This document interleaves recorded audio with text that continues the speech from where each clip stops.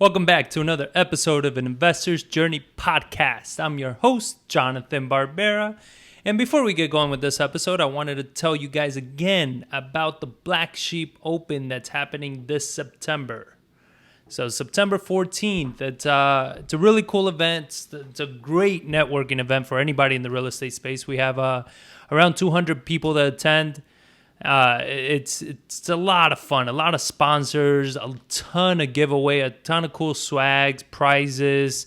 Again, great networking, fun games. If you've done putt-putt or Top Golf, you more than qualify for this because the way the format is set up is a scramble tournament, which means that the best ball plays. So there's 4 people in each team, so it's 4 chances. Somebody has to get it somewhere on the fairway or on the green. And then you play the best ball, and you keep doing that. And then you get a lot of benefits. Like there's a lot of games throughout the tournament that you can play that move you up more, that give you 1 stroke less so you can win prizes. It's a ton of fun. Plus all the vendors there, all those sponsors that are going to be at each hole, they tend to give away really cool stuff. A lot of times they give away alcohol, which makes it even more fun. So at the end of the day, even the pros are not playing like the pros. So it becomes it becomes a great day of just being outside, networking with people. And the best thing is that all the proceeds, every dollar made in this goes for Homes for Our Troops. And they build adaptive homes and give them away to wounded vets. So, I mean, it's a great cause, it's a great charity, and we bring the whole community together so we can give back to this great cause. Year over year, we've been growing. It's been producing a lot more this year. I mean, we already have a ton of people signing up. So if you're looking to play, if you have a team in mind, you can even sign up individually. You don't have to sign up as a team because we'll pair you with good players. And a lot of people go individually, and then you get to network while you're there. It includes a free banquet dinner that's a lot of fun with a lot of raffle prizes and stuff. So it's a great tournament, a lot of fun. Go sign up right now, blacksheepopen.com. I will put the information below. Here's the cool little flyer we created. So, yeah, so I mean, go check it out. Go sign up. There's already a lot of people signing up as is, so get your spot.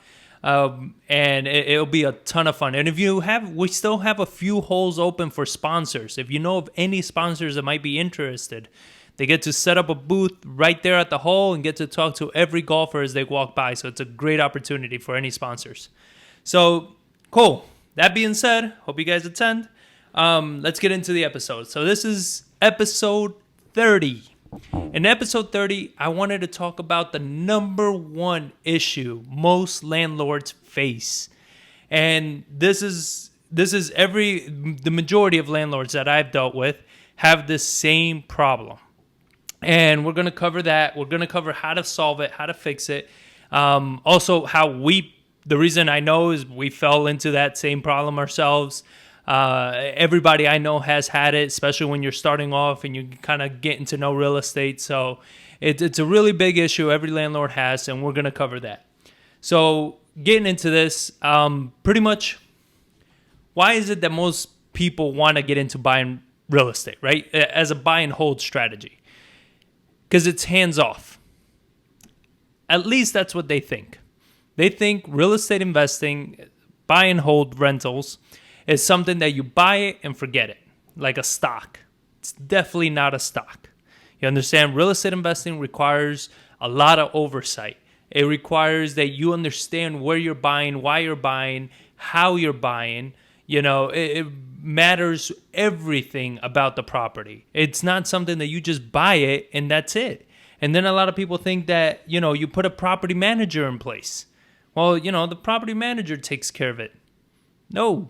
The property manager, which I still feel they're very badly labeled, should be called tenant managers. They're not property managers. They don't manage the property. They manage the tenant. Their only job is to make sure the tenant is happy. Now, this doesn't mean the property managers are bad or anything like that. I love property managers. I don't want to own real estate without one, even though we do right now because we only have a few. But when you get to scale, like you should have property managers. You understand? But you need to understand they're there to manage the tenant. So when a lot of people talk about, I get a property manager because I don't want to deal with toilets, it's fine. But when that property manager deals with toilets, it's going to cost you a lot more than if you would have dealt with the toilet. So it's stuff that you got to keep in mind when, especially if you're starting off.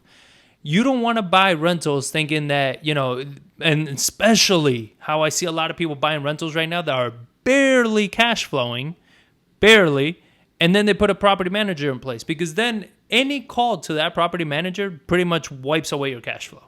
Because if any little thing, something happened with the AC, any type of service call, they don't use the cheapest people. Because property managers, they're not in the position of saving you money. They're just in the position of saving you headaches. So that's it. If there's a problem, they will solve it, because they will solve it. But it's going to cost you. We have my business partner, John, has a rental property. And they had a step that pulled away from the house when they fixed the foundation and all that. He called the property manager. He's like, hey, can you guys get this step fixed? Because, it's going to be an issue for the tenants. And they're like, sure. They quoted him like $750 to fix one step. I was like, Jesus, we're in the wrong business. We need to start fixing steps. I was like, $750 a step? Oh, man. So, ridiculous. I mean, obviously, he got one of our contractors, went out there and got it done for a lot less than that. Same with the sink. We had a rental property call us that there was a problem with the faucet in the kitchen. All right, fix it. But they call us when it's a fix that's, I think, over $200. So I didn't understand why they were calling us. Well, it turns out it was going to cost like almost $500 to fix that faucet. It cost us $100 in an hour worth of our time to go out Lowe's, buy the same sink faucet, go there and change it. 1 hour and $100. I think it was less than $100. And they were charging us well over $500 for that. Again, not their fault. It's just that's how they operate. So if your cash flow is $200 that month, you would have been negative $300 in cash flow. You understand? You would have lost over 2 months of cash flow right there. It's insane. But you got to understand these things. So another reason people buy is because they say, well, I picked up this property really cheap, right? And there's a lot of properties in San Antonio that you can pick up really cheap and cash flow a ton. But you have zero appreciation. You're in a bad area of town. You're probably going to have troubled tenants. You understand? Like, the cheap isn't always the best. There's a lot of markers that you got to put into place that need to make sense for when you're buying a good property. And a lot of these landlords, usually they call them slumlords, because these are properties that are in the slums, right? Not necessarily 100% of the time. It's just more or less that's where you're going to find very cheap properties with really high cash flow. And the reason it's really high cash flow is because rents go up, but the values never go up because it's in a bad area of town. So they buy it cheap, and then they buy hoping for appreciation. So it's like, yeah, I don't have a lot of cash flow or any cash flow or negative cash flow. There's people in Austin that buy negative cash flow because they bet on appreciation. And the reason I use the word bet is because appreciation is not guaranteed. You are not guaranteed a certain amount of appreciation every year. You're not even guaranteed appreciation every year. If we get any type of slowdown, anything, that appreciation stops instantly. And if you're already not making any cash flow, that comes out of your pocket, directly out of your pocket. That property is no longer worth anything. It's not even taking care of itself. Personally, I think that's a bad strategy, but to each his own. You got to have your own strategies on when you invest. Cash flow, purely cash flow, right? Again, with buying it cheap and buying the wrong property, they'll only focus on cash flow. And it's like, I get it, cash flow is great, but the property still needs to be worth something, right? Like, if you needed to sell at any given time, you need to make sure at least you can walk away from the house. You understand? Stop overpaying for these houses because even if you're buying a cheap house that cash flows a lot, let's say you buy a house for $50,000 and it rents for $700-800. So you're excited, right? You're $50,000, you're gonna cash flow a good amount of money. But then you get into trouble and you got to sell, and the property's still only barely worth $50,000. Like, you're going to be in some trouble unless you held it for years that cash flow actually amounted to something. So cash flow alone isn't always a great play. Yeah, I believe that there's a happy combination of first, like when we kind of invest in real estate, and I'll go over this in another podcast, but it's pretty much more like I want a nice, healthy combination of cash flow and appreciation. And then once you get a good amount of properties doing that, then you can speculate a little bit with just appreciation plays and with just cash flow plays. But you have a nice little foundation of cash flow and appreciation, right? More of maybe like a 60-40, like a little heavier cash flow than appreciation, because again, appreciation is not guaranteed. So that's not a hard number. That's just kind of what we look at. And then they think you don't have to do any major rehabs on rentals, because they'll buy the house and they say, hey, we have a really hot rental market in San Antonio at this moment. So they're like, people are just desperate for a house. I just buy it, paint it, and get a tenant in there. And this point actually leads me to what is the number one issue most landlords face? It's deferred maintenance. Deferred maintenance is hands down the number one issue, like the majority of landlords are going to face when holding rentals.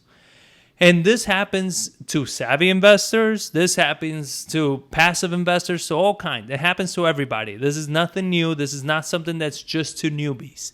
Deferred maintenance is a serious issue because it literally sneaks up on a lot of people. It's something, because real estate is such a long-term investment, especially buy and holds, and you are talking about years of holding it, it's stuff that just slips by. And it keeps slipping by until it becomes a massive, massive animal that now you got to put down. You understand? And it's going to cost you money to do it. We just picked up another property. It was a rental property from somebody. And same thing, they're like, man, but the houses in this area are going for 150 and you're only offering me like 70. And I was like, yeah, because you have a ton of deferred maintenance. I mean, this house hasn't been updated in decades, and then you have foundation issues, you have roof issues, you have, plumbing, kitchen, bathrooms, like AC, it has issues everywhere. You understand? So it's like, yeah, there's a lot of deferred maintenance. Like there's a lot of stuff that you just did not take care of when you had the property. So we meet a lot of people that they buy a property, and I see this a lot within the investor community. Like it's not that, these are one-off investors. This is why I'm making this. It's because I see it a lot in the investor community. And they tell me, one example was somebody that they had foundation issues in the house, and they were like, well, I'm just going to hold it as a rental. I was like, perfectly fine. If you're holding it as a rental, you have no need to fix the foundation right now, right? But keep in mind that when you buy this house, you need to buy it knowing that you're going to have to fix the foundation. Budget that in already when you're buying the house, right? Because, and if it's not major foundation issues, you can get away with it. But if it is major, you have to address it at some point. Because the issue you have with foundation issues is that eventually it starts causing plumbing issues. And then other types of issues start getting involved in the same situation. Right? The brick starts cracking, the siding starts breaking, the house starts looking a little more worn out. Bigger cracks appear through everywhere. The doors don't open and close. The windows don't open and close. So it starts gradually getting bigger and bigger. And then what happens is that a lot of people, they're like, oh, we're not going to deal with the foundation issue right now. And then they go ahead and they do all brand new flooring everywhere, like really nice flooring. And they patch everything up and they texture everything and I'm like, you gotta fix that foundation issue sooner or later. And as soon as you do, you gotta redo everything you're spending money on right now. So it's like, why not just take care of it from the start? If you take care of it, if it's that serious and you take care of it from the start, then you can go ahead and update everything. Now, where it helps you, and this is with all the other issues, is that when you have a property that you updated in the beginning, this is why we like to do that with our properties. We like to buy them, fully renovate them, like we're going to flip them, and then rent them. Because then at that point, well, our goals are usually to rent them for a few years. We don't look to rent them for 10, 15 years because of where the market is in San Antonio. So in a few years, we know our property is still going to compete with whatever's new on the market. Because we're going to put, we put granite countertops, new cabinets, laminate floors. We paint everything. So it has everything pretty much brand new. All we got to do is when we decide to sell in a year or two, is go in, touch up paint, clean some things here and there, and it's good to list. I mean, that property will comp to another property that's in brand new conditions. You understand? So what that does is as the years go by, you capture that future appreciation. Because that's what a lot of people don't understand is that, yes, while it makes sense today, it may not make sense a year or two from now. Because what ends up happening is that if you get caught in an area where we ran comps the other day, and we see that, this person had their house rent for $1,400, and then we're seeing other properties on the market right now in better conditions, not updated, just better conditions, renting for $1,420, for $1,425 and $1,450, and that's gonna hurt them because now your property is more dated than theirs is. And theirs is not completely updated. It's just in nicer conditions than yours is. So what's going to happen is when they compare apples to apples, yours no longer is worth $1,400, which is what you used to get. Now your rent actually goes down if you want to rent it quickly. Because now if you want to rent for $1,400, people have a better option for $25 more. They have much better options. So when you go apples to apples, like it just doesn't compare.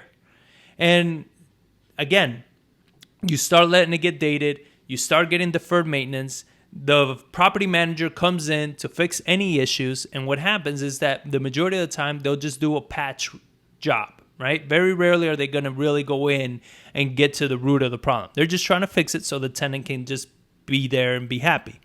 So they do a lot of patch jobs. And if you're an out-of-state investor, which a lot of people that get into trouble are, it gets to a point where you start seeing patches, and you're not keeping track of all this, and now things start costing even more money to fix.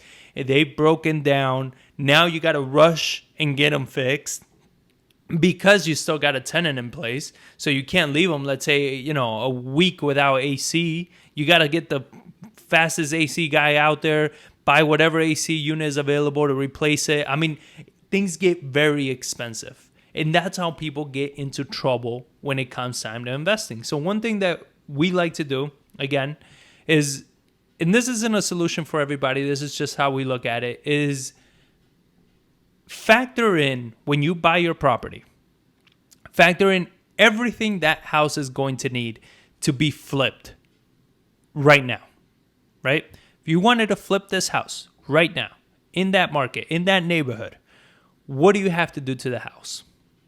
You have to do new siding, new windows, flooring, kitchen, bathrooms, foundation, AC, landscaping. Did I say plumbing? Electrical? All those things. What do you have to do to the house in order to sell in today's market as is? So when you factor all that in, that's where your offer should be on this house. Your offer should always come in at what you need it to pretty much flip at. Because now I know a lot of you are like, oh yeah, but I'm never going to find a deal. No, bullshit. You will find a deal. There are deals everywhere out there. We are always finding deals that meet this requirement. You understand? It's just that you cannot be a motivated buyer. The deals do exist. They are out there. But you have to put in the work and you have to stick to your numbers. So then, like, we're doing a property right now, we're picking up, and we essentially got to do about a $45,000 renovation on the property. But we don't have to do it right now. So this property that we're looking at, we actually can pick it up, clean it, paint it. We're going to put flooring in and then just leave it as is. Because as is, it gets us the rents that are very competitive in that market because there aren't any other properties for rent in the area. And that rent is already going to be helping us cash flow a good amount of money, right? And we don't have to do anything else because nothing else is urgent to the property. Nothing needs to get done right away. It doesn't have major foundation issues. It's dated, but that's it.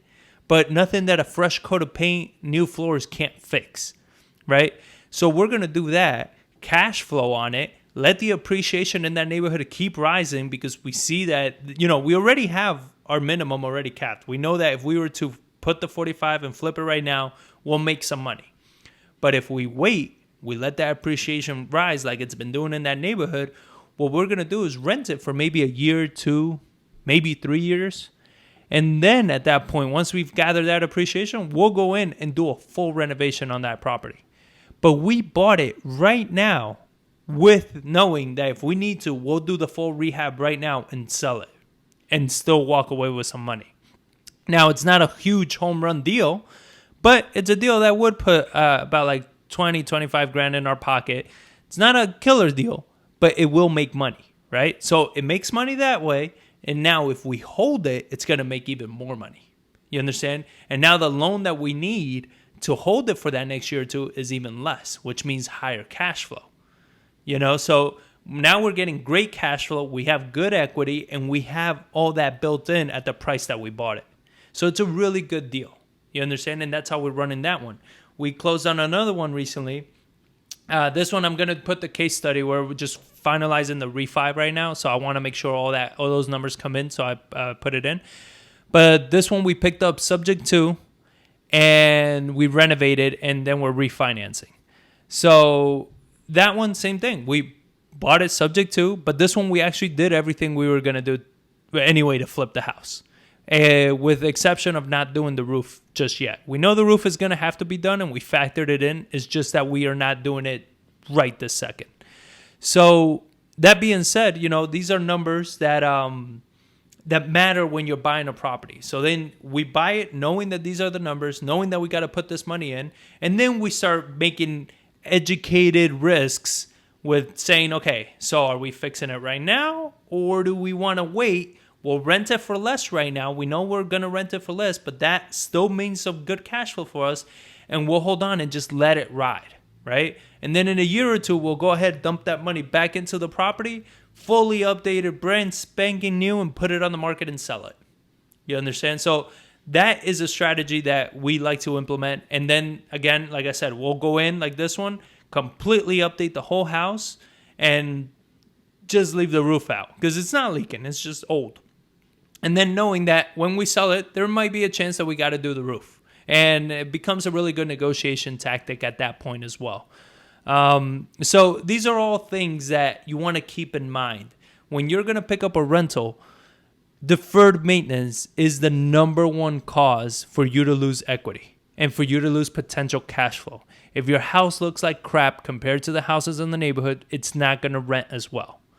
But if your house looks awesome, if you updated it, every year, if a tenant moves out or anything, you can always justify higher rent. And then if you need to, just go ahead and sell the property. It's fully updated. It's ready to go. You don't have to do anything to the house. And then you can predict your problems, right? If you say, hey, we have an AC issue, but it's still working. So let's hold off. We'll hold on to it, and we'll try to patch the AC knowing that at some point we got to replace the AC. But it's already in our line, in our budget to replace that AC. We're just not going to do it right now. The issue a lot of people do is they say, hey, we don't have to replace the AC right now. So they don't even factor that price into their purchase. And that's, again, when you get in trouble. So you want to factor all these things in. And yes, there's still deals that you can do this with, and they still make sense. They're still going to make you money. You just got to be patient. I mean, there aren't the amount of deals that there were back in the day. Like, they're harder to find, but they are out there. You just got to get out there, let people know you're looking for deals, let people know you're looking for rentals, and you will come across deals that meet that criteria. So that's pretty much, again, deferred maintenance, biggest issue. Things to watch out for. I'll kind of list off a few that just came to my head. Is pretty much, foundation issues, not fixing them are an issue. Plumbing lines. It's I think about $400 or $500 now to get a camera and run all your plumbing. Do it. It's worth it, because if you have a property like we have right now that you have a tree branch breaking one of your sewer lines, that's an issue. It's going to cause backups. It's going to cause plumbing issues for your tenants. You want to know that up front, because that could be a $3,000-$4,000 repair. You understand? And it could be a 4 or 5 day project. So you want to know that in advance to make sure you're not getting into those troubles. But any plumbing issue, updating any plumbing, like the shut-off valves and all the plumbing fixtures. If you want to do the single shut-off, single valve plumbing in the showers, much easier to repair than when you have like the 3 knobs. All new water lines, everything, toilets, all those things are going to help tremendously. Electrical, is it updated? Do you have GFCIs everywhere that's required? Are all your lights working? We got a property right now that you just kept flipping on switches and nothing was turning on, nothing was working. So you want to make sure all your electrical works, all your plugs work, all your outlets, because if not, that's another call from your tenant. HVAC, we talked a lot about that. Your roofs, if they're not leaking, that's fine. But if they're dated, keep that in mind. You're going to have to replace those roofs because they will become an issue.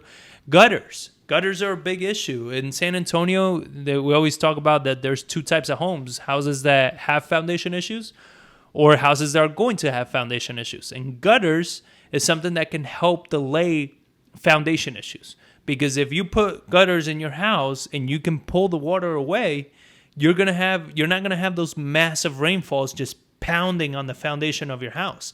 And what happens here in Texas is that we have really, really hot summer, really dry weather.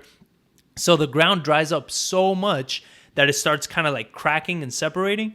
And then we get flash floods because you don't have a normal rain like most of the U.S. No, you have massive flash floods that rain for like 2 hours straight, and then the sun comes out. So for that 2 hours straight, you got buckets of water just falling in all those cracks, and then your foundation starts weakening and breaking. But if you can put the gutters, pull that water away so it doesn't come directly from the roof and just drop down, that you can just divert the water away, maybe build up the soil up against the house so when the water comes up, it rolls away from the house.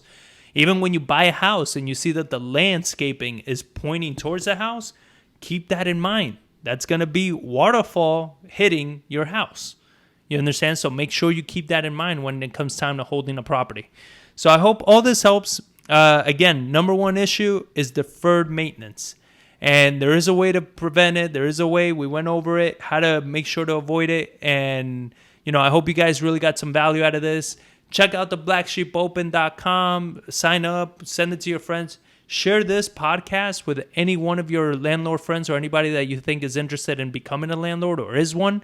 Because a lot of people, when I tell them this, they're like, man, I never really thought about it that way. So, I hope you guys enjoyed it. I hope it helps you. And again, keep sending me your questions. Anything you guys want to know or anything that you're curious about, let me know and I'll address it. So thanks a lot for listening, and keep sharing, keep sending us love. We appreciate all your support. Thank you.